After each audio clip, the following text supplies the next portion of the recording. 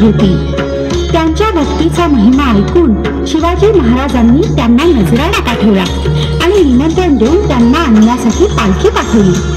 संत तुकाराम महाराजांनी तो नजराणा नाकारला. तेव्हा प्रत्यक्ष शिवाजी महाराज संत तुकारामांच्या भेटीला आले. त्यावेळेला संत तुकाराम महाराज विठ्ठलाच्या नामस्मरणात रममाण झाले होते. न मागे आणि तुका म्हणे काही न मागे आणि तुझे पाय सुख सर्व आहे. सदा माझे डोळा जडो तुझी मूर्ती. सदा माझे डोळा जडो तुझी मूर्ती.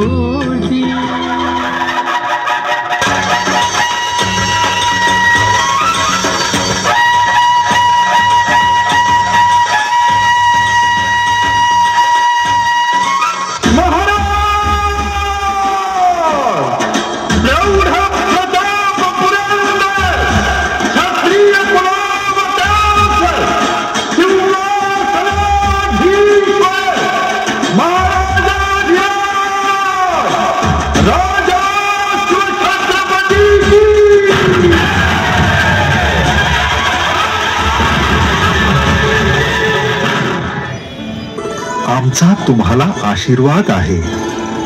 आम्ही या मान सन्मानाला मुळीच लायक नाही. एका विठ्ठलाच्या सेवेकरीच आमच्या सगळ्या आशा नष्ट झाल्या आहेत. बुवा, आजपासून मी आपला शिष्य आणि हरीचा दास झालो. आपण माझ्या डोळ्यात वैराग्याचं अंजन घातलं. नरजन्म सार्थकी लागेल असा मार्ग दाखवला. आपण मला आपलं शिष्यत्व द्यावं. आजपासून मी सर्व राजत्याग करतो. पांडुरंग पांडुरंग. आपले आपले कुळधर्म पाळणे हे प्रत्येक मनुष्याचे कर्तव्य आहे. इतकेच नव्हे तर त्याची तपश्चर्या, त्याचा मोक्ष, त्याचा परमात्मा पण त्यातच आहे. शिवबा, तुम्ही क्षत्रिय, तेव्हा शास्त्र धर्माप्रमाणे शत्रूशी लढून तुम्ही देशाचं आणि धर्माचं रक्षण केलं पाहिजे. तो तुमचा राजधर्म आहे. तो तुम्ही पाळला तर जनक अंबरीशाप्रमाणे तिन्ही लोकी कीर्ती आणि परलोकी मोक्ष मिळवाल. संत तुकाराम महाराजांच्या विचारांना प्रेरित होऊन शिवाजी महाराजांनी संत तुकारामांना खाली वाकून नमस्कार केला.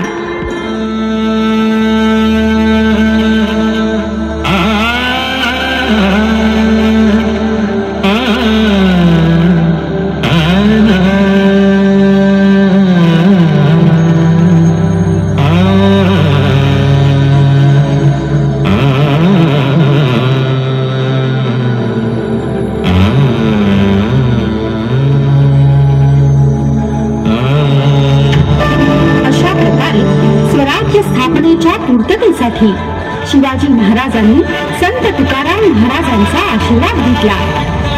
भक्ती आणि शक्तीचा संगम झाला तो विठुरायाच्या साक्षीने.